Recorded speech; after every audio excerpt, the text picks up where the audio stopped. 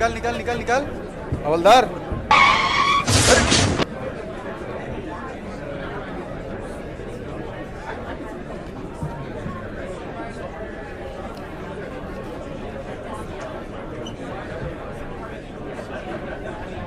का हो hero? Sorry साहब। हैं? लइकिया के बैठैले बाड़ा गाड़ी पे। सॉरी साहब, गलती हो गई। सॉरी बोला था रे। हैं? साला अपराध के ले बाड़ी। कौन अपराध कर ले बड़े साहब?